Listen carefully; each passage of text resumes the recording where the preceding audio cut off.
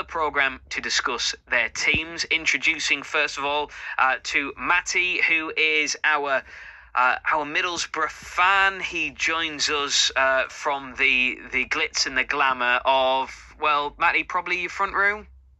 Is that about right? Bedroom. The glitz and glamour of Matty Proudman's bedroom. There you go. Stroke office.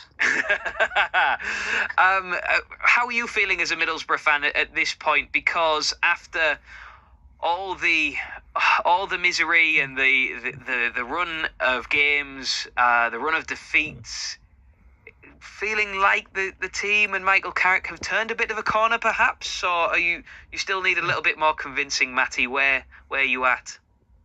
Yeah, well, the two teams you've beat have been poor. Let's be honest, they're not like a decent side, so they're still a bit more convincing to go. I hope he gets it right. You know, I'm on the fence with Michael Carrick. Sometimes I want him to go, and then sometimes I want him to stay. It's one of them with me. But yeah, it's, you know, we've got big games coming up in March where we've got a good chance to get some points on the board. But you know, realistically, looking at the points you're going to need to get in the playoffs, 70 points. When, you know, 20 points, we're going to need 11 games to go, 7 wins.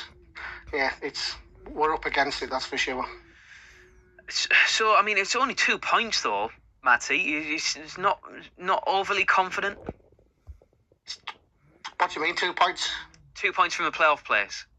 Oh yeah, 2. Yeah, sorry. Yeah, I mean, yeah, I'm realistically confident, but then it's Borough, isn't it? You know, we can go and we've had two wins, you know, against poor sides. Realistically, you know, Stoke, I've got to be honest, are the worst team I've seen this season. Absolutely dire, and Derby, you know, just they surprised me when we played them. You know, they're fighting to stay in the league, and they're quite happy to just sit back and play for a point. And you know, it was a hard game for us, but we got the win. But Swansea's a big game. You know, they've realistically probably stay up, and they'll probably come at us, and we'll see how it goes.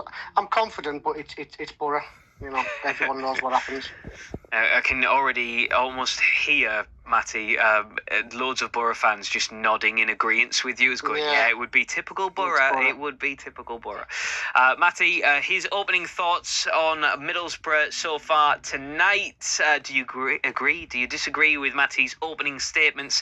Text 81333, start the message with the word tease at BBC Tees Sport on X, or WhatsApp 08000 321 333 and start the message with the word tease. Delighted to say we have David Makinson in the studio with us, our long-suffering Hartlepool United fan. I think we can refer to you as that, can't we, David? Absolutely. It's definitely long-suffering. Definitely long-suffering, and that's only just this season. Yeah. Yeah. Where are you? I mean, there's so much to get through with Hartlepool United, but no win in 6, 4 defeats on the bounce. Yet again, it feels a very tough time to be a Pools fan. I'm angry more than anything else. Yeah. Angry and disillusioned. I think we've got a manager who is out of his depth. I think the people that appointed him want to go and have a long, hard look at themselves and then get out of the club. There's something sadly wrong somewhere. I can't put my finger on it. I don't know what it is.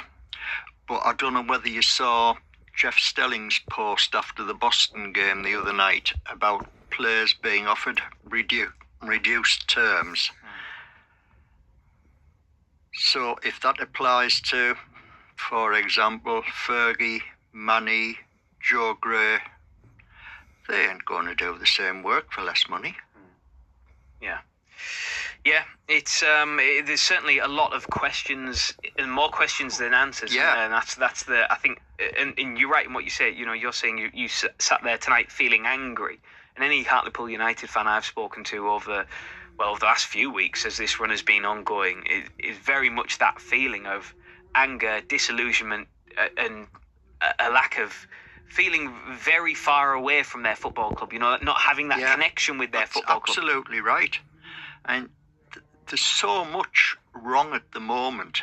The pitch is in an absolute mess. That groundsman a few years ago was winning groundsman of the season. Yeah, Dave Brown. And whether his budget's been drastically cut, that's the only thing I can think. And the pitch is suffering. try to play passing football on that? Not likely. Yes, and we got a good idea of the level of pitches, didn't we, on Tuesday night at Fylde? It was more like Blackpool Beach. There was that much sand on it. Reminded me of my old days going to the baseball. You won't remember this, the baseball ground, Derby. Yes, aye, absolutely. David, thank you very much. David, our Hartlepool United fan, already got some Pools questions coming in to put to you a little bit later on. Let's hear our first bit from the Borough boss, Michael Carrick, then. Been to speak to him a little bit earlier today. He says there's a good mood around the place after 2 successive wins. It's a nice feeling, I think, to get back to winning. We had a spell where we never got to go through that, so